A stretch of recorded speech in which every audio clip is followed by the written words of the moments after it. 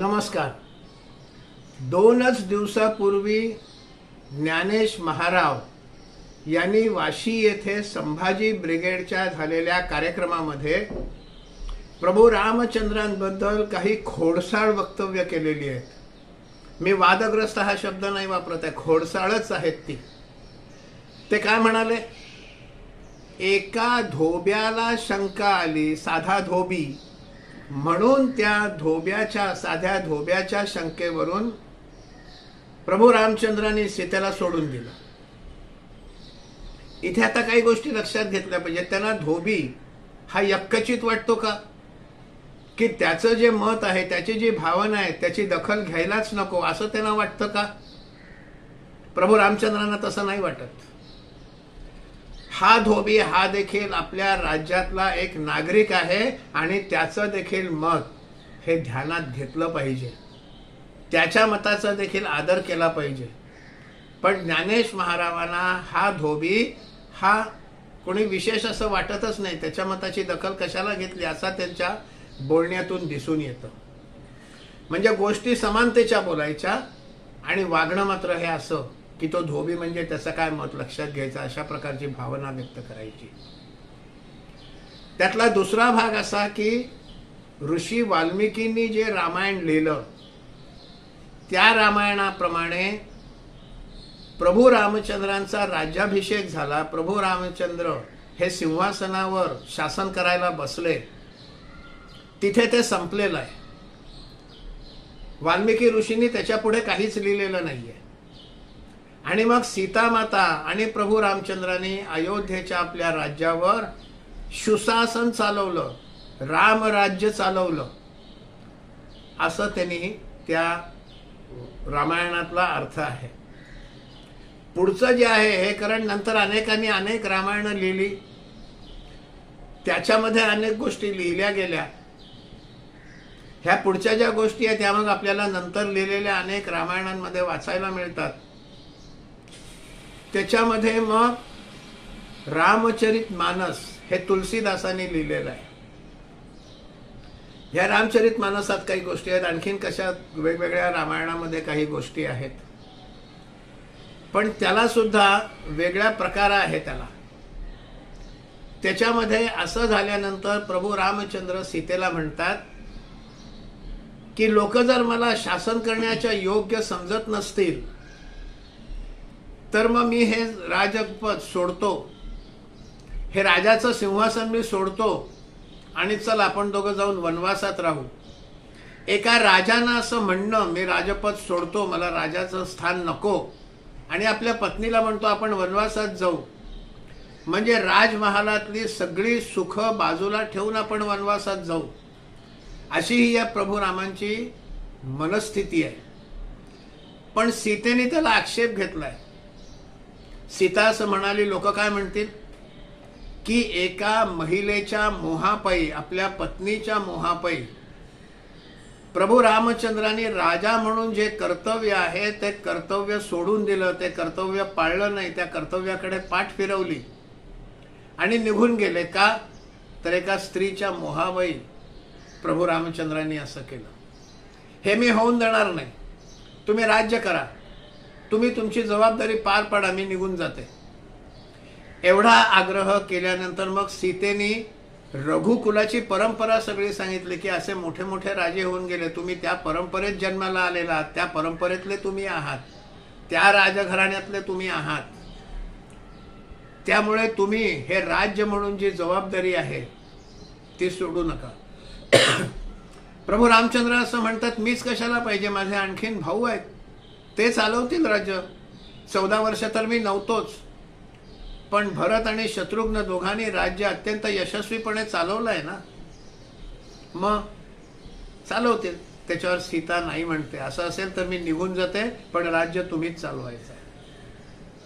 शेवटी मग प्रभू रामचंद्रांनी सीतेचं म्हणणं मान्य केलं. सीतेला लक्ष्मणासोबत पाठवून दिलं. लक्ष्मण हा सीतेला वाल्मिकी ऋषींच्या आश्रमात घेऊन आला आणि त्या वाल्मिकी ऋषींच्या आश्रमामध्ये सीतेला लक्ष्मणानं सोडलेलं आहे. एक आश्रम या नात्यानं त्या ठिकाणी सर्व आवश्यक त्या सोयी होत्या. सीतेच्या दिमतीला त्या आश्रमातील सेविका होत्या. लव आणि कुश हे त्या आश्रमातच जन्माला आले. त्यांच्यावर योग्य ते संस्कार वाल्मिकी ऋषींनी केलेले आहेत. त्यामुळे कुठेही आबाळ होऊन दिलेली नाहीये. दुःख तर झालं असेल सीतेला रामाला सोडून आल्याचं, पण आबाळ होऊन दिली नाही. अन्न नाही, वस्त्र नाही, निवारा नाही, अशा अवस्थेत सीता ही जंगलात भटकत होती असं झालेलं नाही. आश्रमामध्ये त्या राहत होत्या. त्यांच्या मुलांवर तिथे संस्कार झाले. पण हे सगळं त्या महारावांना दिसणार नाही. प्रभू रामचंद्र सीता गेल्यानंतर त्या राजवाड्यात राहत होते, पण राजवाड्यातलं कुठल्याच सुखाचा उपभोग त्यांनी घेतला नाही. ते जमिनीवर झोपत असत, राजशय्येवर झोपत नसत. सर्वसामान्य नागरिक जे भोजन करतात तेच भोजन प्रभू रामचंद्र घेत असत. आणि राजा म्हणून आपलं जे कर्तव्य ते कठोरपणे ते पालन करत असत. हे लक्षात घेतलं पाहिजे. पण मुळामध्ये हिंदूंच्या मान सन्मानाचे जे बिंदू, हिंदूंची जी श्रद्धेची स्थानं, त्याच्यावरच आघात करायचा. हिंदू समाजाला प्रभू रामचंद्रांबद्दल जर आदर वाटत असेल, प्रभू रामचंद्र हे हिंदू समाजाला जर आदर्श वाटत असतील, तर प्रभू रामाविषयीच मनामध्ये शंका उत्पन्न करा. अशा प्रकारचा हा सगळा खेळ आहे. असं जर असेल तर मग रामराज्याचं महात्मा गांधी का म्हणत असत? त्यांच्या शेवटच्या समयी त्यांनी हे राम का म्हटलं? कारण रामराज्य हे रामाने केलेलं आहे, न्यायाचं राज्य. आणि म्हणून महात्मा गांधी सुद्धा रामराज्य हा शब्द प्रयोग करत असत. पण अशा प्रकारच्या चुकीच्या गोष्टी पसरवायच्या. मध्यंतरी एका मुलीशी माझा संवाद चालला होता. तरुण आहे, माझ्यापेक्षा वयाने खूप लहान आहे. तिच्या फेसबुक पेजवर तिने एक पोस्ट टाकली होती, ज्याच्यात असं म्हटलं, रावणाचं काय चुकलं? रावणाने तर सीतेला स्पर्श देखील केला नाही, सीतेचा उपभोग देखील घेतला नाही. मग रावणाचं काय चुकलं? कशाला तुम्ही त्याला एवढं रामाचं व्हिलिफिकेशन करता? म्हटलं, मुळामध्ये एका परकीय व्यक्तीच्या स्त्रीला तिच्या अनुमतीशिवाय अपहरण करून आणणं हेच चुकीचं आहे ना. आणि ती आता आपली पत्नी व्हावी आणि आपल्याला तिचा उपभोग करायला मिळावा अशी भावना मनामध्ये राखणं हे चुकीचं नाही का? उद्या जर तुलाच असं कोणीतरी अपहरण करून नेलं तर ते बरोबर होईल का चूक होईल? तिला हात लावला नाही, अमुक नाही, तमुक नाही ह्या म्हणण्याला काही अर्थ नाही. मुळामध्ये तिचं अपहरण केलं इथेच चूक आहे. पण हिंदू समाजाच्या भावना दुखवायच्या, तिथे विकृत असं काहीतरी बोलायचं, हा एजेंडा आहे. बरं, एवढ्यावर हे संपतं असं नाही. राम जन्मभूमीमध्ये जिथे रामाचा जन्म झाला तिथे मंदिर उभारायचं असं जेव्हा आंदोलन होतं, तेव्हा रामाचा तिथेच जन्म झाला याचा काय पुरावा आहे? मुळात राम जन्माला आले का नाही आले हीच शंका आहे. रामायण हे काल्पनिकच आहे असं बोलायचं. मग एकदा ठरवा, रामायण काल्पनिक आहे का वास्तवात झालं? जर रामायण काल्पनिक आहे असंच जर म्हणायचं असेल तर मग त्यातल्या सगळ्याच गोष्टी काल्पनिक आहे आणि रामानं सीतेला सोडलं हे देखील काल्पनिक आहे. महाभारत काल्पनिक आहे, पण गुरु द्रोणाचार्य हे उच्च जातीचे होते आणि त्या वनवासी असलेल्या एकलव्याला शिष्य करून घेतलं नाही. याबद्दल महाभारताची टीका करायची, द्रोणाचार्यांची टीका करायची आणि पुन्हा महाभारत काल्पनिक आहे असंही म्हणायचं. मग महाभारत जर काल्पनिक आहे तर मग द्रोणाचार्य काल्पनिक, एकलव्य काल्पनिक, त्यांनी त्याला ते शिष्य करून घेतलं नाही तेही काल्पनिक. एकदा ठरवा, रामायण महाभारत काल्पनिक आहे का नाही आहे? दशावतार काल्पनिक, मत्स्य, कूर्म, वराह सगळे काल्पनिक. पण वामनानं बलिराजाला पाताळाला पाठवलं आणि बलिराजा म्हणजे शेतकरी. मुळामध्ये त्या दशावतारातला बळीराजा हा शेतकरी नाही आहे, तो राजा बळी आहे. आणि बलिराजा शेतकरी हे दोन वेगळे शब्द आहेत. पण ह्यांची दुतोंडीपणा असं आहे की सगळे दशावतार हे काल्पनिक आहेत. वामनानं बळीराजाला म्हणजेच शेतकऱ्याला पाताळात गाडलं आणि अन्याय केला हे मात्र खरं आहे. असा हा दुटप्पीपणा चालतो, हे लक्षात घेतलं पाहिजे. त्यामुळे हिंदू समाजाची जी जी श्रद्धास्थानं असेल, हिंदू समाजाला जिथे जिथे श्रद्धा वाटते तिथेच किंतु उभा करा, तिथेच शंका निर्माण करा, असं हे चाललेलं आहे. आणि हे झालंय संभाजी ब्रिगेडच्या व्यासपीठावरनं. शरदराव पवार तिथे उपस्थित होते, कोल्हापूरचे शाहू महाराज तिथे उपस्थित होते. त्यांना हे सगळं मान्य होतं. उलट त्या क्लिपिंगमध्ये शरदराव पवार हे हसताना दिसत आहेत. म्हणजे हिंदू समाजाच्या मानबिंदूंची निंदा नालस्ती होताना यांच्या चेहऱ्यावर हसू होतं, हे दिसत आहे. हे लक्षात घेतलं पाहिजे. ज्ञानेश महाराज हे समर्थ रामदासांविषयी देखील अत्यंत विकृत बोललेले आहेत. ते काय बोलले त्याचा इथे उच्चार करणं सुद्धा मला शक्य होत नाहीये. पण समर्थ रामदासांचं किती मोठं कर्तृत्व होतं. शिवाजी महाराजांचा राज्याभिषेक झाला तेव्हा जो आनंद झाला, त्यांनी आनंदवन भुवनी हे काव्याची रचना केली. सगळीकडे आनंद आहे आता, कारण शिवाजी महाराजांचा राज्याभिषेक झालाय, ही त्यांची भावना होती.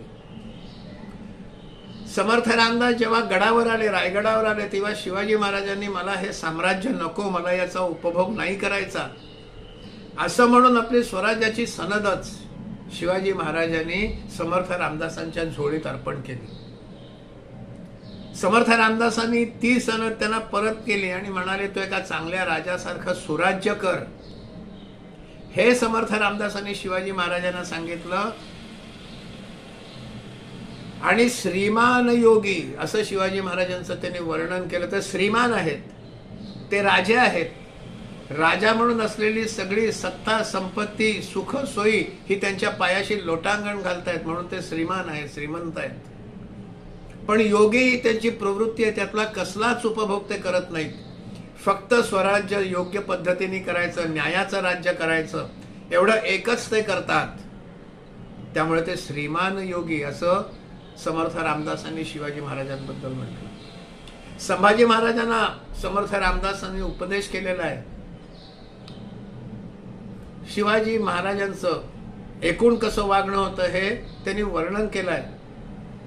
शिवबाचे कैसे असे बोलणे, कैसे असे चालणे, कैसे असे सलगी देणे, हे संभाजी महाराजांना तिने उद्देशून जे पत्र लिहिलंय त्याच्यात म्हटलंय.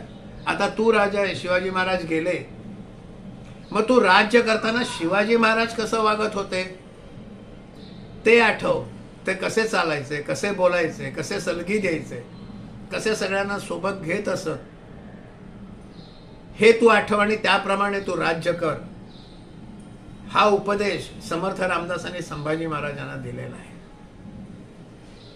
समर्थ रामदासांनी दासबोध लिहिलाय. त्याच्यामध्ये किती चांगलं काय काय दिलेलं आहे. मग मूर्खाचं लक्षण काय, विद्वानाचं लक्षण काय, मनुष्यानं कसं असावं, कसं असू नये, अशी लक्षणं त्या दासबोधामध्ये समर्थ रामदासांनी दिलेली आहेत. एवढं चांगलं बोधप्रत्येने लिहिलेलं आहे. मनाचे श्लोक हे विशेषतः बालमनांवर चांगले संस्कार व्हावेत म्हणून लिहिलेले आहेत. घरोघर मनाच्या श्लोकांचं पठण व्हायला पाहिजे, आज ते होत नाहीये. आणि त्यामुळे घरोघर असलेल्या बालांवर, त्या बालमनांवर योग्य ते संस्कार होत नाहीये. संध्याकाळच्या वेळेला घरोघर मनाचे श्लोक जर झाले तर बदलापूर सारख्या घटना घडणार नाहीत.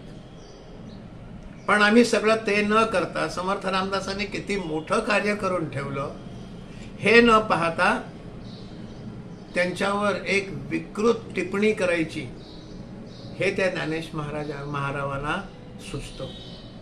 या सगळ्याचं कारण असं आहे की हिंदू समाजामध्ये जाती जातींमध्ये भांडणं लावा. कारण मग समर्थ रामदास हे एका विशिष्ट जातीचे आहेत, शिवाजी महाराज हे एका विशिष्ट जातीचे आहेत, आणखीन बाकीचा समाज ह्या जाती जातीमध्ये पसरलेला आहे. आणि मग जाती जातीत कशी भांडणं अडवायची, उभे भेद, आडवे भेद, असं करून हिंदू समाज कसा विच्छिन्न करायचा, हिंदू समाजाच्या मानबिंदूंवर आघात करून हिंदू समाजाचा कसा तेजोभंग करायचा आणि मनामध्ये शंका कुशंका उपस्थित करायचा, हा एजेंडा आहे. याच्यापासून सावध व्हायची आवश्यकता आहे. हे मत, हे म्हणणं जर आपल्याला पटलं असेल तर कृपया हा व्हिडिओ शेअर करा, लाईक करा आणि चॅनल सबस्क्राईब करा. धन्यवाद.